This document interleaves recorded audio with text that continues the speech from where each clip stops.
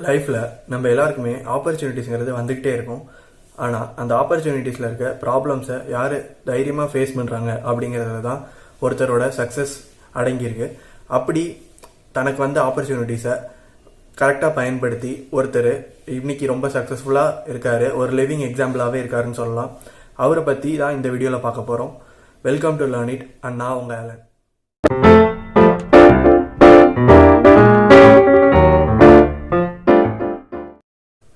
இன்னைக்கு நம்ம வீடியோவில் பார்க்க போகிறது the world's most youngest billionaire அப்படின்னு சொல்லப்படுற மிஸ்டர் ரிதேஷ் அகர்வால். அவரை பற்றி தான் பார்க்க போகிறோம். இவர் நவம்பர் 16, 1993 அன்னைக்கு ஒடிசாவில் இருக்க ரயகடா அப்படிங்கிற ஒரு இடத்துல தான் பிறக்கிறாரு. கிட்டத்தட்ட இவரோட ஹையர் செகண்டரி முடிக்கிற வரையும் நார்மலான ஒரு சைல்டு மாதிரி தான் இருக்காரு.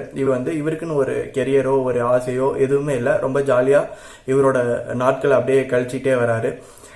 திடீர்னு 2011 எக்ஸாக்டா சொன்னா 2011 இவர் ஹையர் செகண்டரி முடிச்சு காலேஜ் ஜாயின் பண்ண போறப்ப டியூ டு சம் ரீசன்ஸ்னால இவருக்கு காலேஜ் ட்ராப் அவுட் பண்ணிடுறாங்க. இவரை கொஞ்ச நாள் படிக்கிறாரு. படிச்சதுக்கு அப்புறம் காலேஜ் ட்ராப் அவுட் ஆகி வெளியில வந்துடுறாரு. இவர் தங்கியிருந்த அபார்ட்மெண்ட்ல இருந்தும் இவரோட பினான்சியல் ஸ்டேட்டஸ் சரியில்லாதனால இவரை வெளியில தள்ளிடுறாங்க.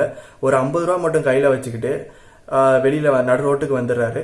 வந்ததுக்கு அப்புறம் அவருக்கு என்ன பண்றதுன்னு தெரியல. லைஃபை பத்தின ஒரு பெரிய கேள்விக்குறி வந்துருச்சு. இதே நார்மல் பர்சனா இருந்தா நம்ம ரொம்ப டிப்ரெஸ்ட் ஆயிருப்போம், என்ன பண்றதுங்கிறது தெரியாம ரொம்ப கன்ஃபியூஷனா இருந்திருப்போம். ஆனா ரிதேஷ் அகர்வால் அங்க ஒரு பக்காவான முடிவு எடுத்தாரு. என்னன்னு பாத்தீங்கன்னா, அவர் சுத்தி இருக்கிற ஒரு ஹோட்டலை அவரு டெய்லி வாட்ச் பண்ணுவாரு. இது திடீர்னு அவருக்கு மைண்டுக்கு ஸ்பார்க் ஆயிருக்கு. கிட்டக்க போய் அந்த ஹோட்டலை சுத்தி பார்த்துட்டு விசாரிச்சிருக்காரு என்ன ஏதுன்ட்டு. பார்த்தா அந்த ஹோட்டலோட ஓனர்கிட்ட பத்தி விசாரிச்சிருக்காங்க, அங்க இருக்க லேபர்கிட்ட.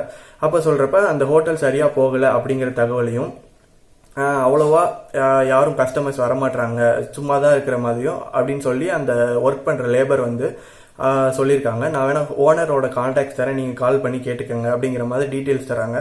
ரிதேஷ் அவர்கிட்ட போய் அந்த ஓனர்கிட்ட போய் கேட்கிறாரு, நான் உங்க ஹோட்டலை டெவலப் பண்றதுக்கும் மேம்படுத்துறதுக்கும் நான் ஹெல்ப் பண்றேன், என்ன சேர்த்துக்கங்க அப்படிங்கிற மாதிரி சொல்றாரு.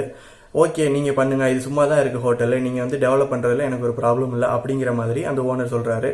அண்ட் அந்த இடத்துல இவர் உள்ள போய் இருக்கிற பெட்ஷீட்ஸை ஃபர்ஸ்ட் சேஞ்ச் பண்றாரு. புது லைட்ஸ் எல்லாம் பழைய லைட்ஸ் எடுத்துட்டு புது லைட்ஸ் மாத்துறாரு. அப்புறம் ரூம் சர்வீஸ் வைக்கிறாரு. இது மாதிரி நிறைய ஃபெசிலிட்டிஸ் என்னெல்லாம் இவரால் பண்ண முடியுமோ அந்த அளவுக்கு இவரோட ஃபுல் இன்புட்டை கொடுத்து எல்லாத்தையும் அங்க மாற்றி அமைக்கிறாரு. இருக்கிறதெல்லாம் எல்லாத்தையும் மாற்றி அமைச்சதுக்கு அப்புறம் ஒரு நல்ல குவாலிட்டி கேமரா வாங்கி இவர் போட்டோ எடுக்கிறாரு. அந்த ரூம்ஸ் போட்டோ எடுத்துட்டு ஒரு இன்டர்நெட் சைட்ல போய் போட்டு இந்த மாதிரி ரூம்ஸ் அவைலபிள் அப்படிங்கிற மாதிரி ஒரு ஆட் கொடுத்து ஒரு இவர் நேம்ல ஒரு இது மாதிரி ஸ்டார்ட் பண்றாரு. அண்ட் ஸ்டார்ட் பண்ற நேம் பாத்தீங்கன்னா ஆரவல் அப்படிங்கிற நேம்ல, ஆரவல் ஸ்டேஸ் அப்படிங்கிற நேம்ல அந்த ஆரம்பிக்கிறாங்க அந்த ஹோட்டலை. அண்ட் பின்னாடி அதோட நேம் தான் ஓயோ ரூம்ஸ். இப்ப நம்ம உலகமெங்கும் ரொம்ப ஃபேமஸான, இதை தெரியாத ஆளே இருக்க மாட்டாங்க, அந்த அளவுக்கு இப்ப ரீசெண்டா டெவலப் ஆயிருக்கிற அந்த ஓயோ ரூம்ஸோட ஓனர் தான் ரிதேஷ் அகர்வால். இவ்வளவு நேரம் நான் உங்கள்கிட்ட பேசிக்கிட்டு இருந்தவர் அவரை பத்தி தான். ஸோ இவர் இந்த மாதிரி ஐடியாஸ் டெவலப் பண்ணிட்டே வராரு. ஸோ இவரோட 20வது வயசுல பாத்தீங்கன்னா, இப்படியே அவருக்கு வயசாகிட்டே போகுது. இவரோட 20வது வயசுல குளோபல் இன்வெஸ்டர்ஸ் அது மாதிரி ஒரு நிறுவனம் இருக்காங்க. அந்த நிறுவனத்தோட பேர் ஃபெலோஷிப் டயல் ஃபெலோஷிப் அப்படிங்கிற ஒரு ஃபவுண்டேஷன் இருக்கு. அந்த ஃபவுண்டேஷன் என்ன பண்ணுவாங்கன்னா, இயர்லி இந்த மாதிரி ஆண்டர்பிரினர்ஸுக்கு இவங்களோட டாப் 20 ஆண்டர்பிரினர்ஸ் செலக்ட் பண்ணி இவங்களால முடிஞ்ச ஒரு அமௌண்ட்டை கொடுத்து இவங்க ஹெல்ப் பண்ணுவாங்க.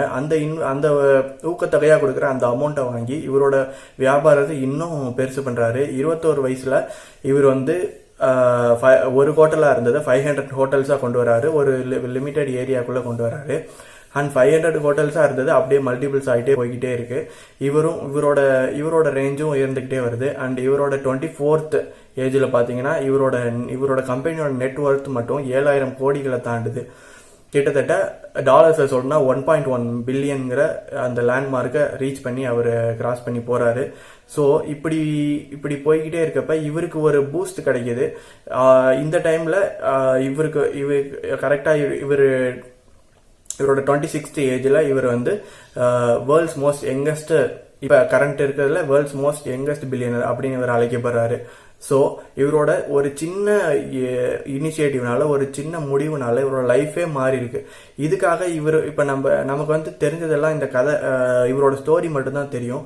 ஃப்ரண்ட் லைன்ல என்ன நடக்குது அப்படிங்கிற ஸ்டோரி மட்டும் தான் தெரியும். ஆனால் பேக் எண்ட்ல என்ன நடந்துச்சு அவருக்கு பர்சனலாக அவருக்கு மட்டும் தான் தெரியும். எவ்வளோ இவர் வந்து அவரோட பயோகிராஃபியில் அவங்க மென்ஷன் பண்ணியிருந்தப்போ பார்த்தீங்கன்னா, நிறைய நான் போய் ஒவ்வொரு டோர்ஸாக நான் தட்டினேன், நிறைய கதவுகளை வந்து நான் தட்டி நான் எனக்கான ஆப்பர்ச்சுனிட்டிஸை தேடினேன், ராப்பகலாக உட்காந்து வீக்கெண்ட்ஸ் எல்லாம் உட்காந்து நான் ரொம்ப கஷ்டப்பட்டு ரொம்ப எப்படி இப்படிலாம் டெவலப் பண்ணுறேன் அப்படிங்கிற என்னோட முழு உழைப்பை தந்தேன் அப்படிங்கிற மாதிரி சொல்லியிருந்தாரு. பணங்கிறது வந்து எப்பயுமே இவர் பெருசாக நினைக்கல. அவர் எல்லாம் இப்போ நான் சொல்கிற எல்லாமே ஸ்டேட்மெண்ட்டே அவர் சொன்னது.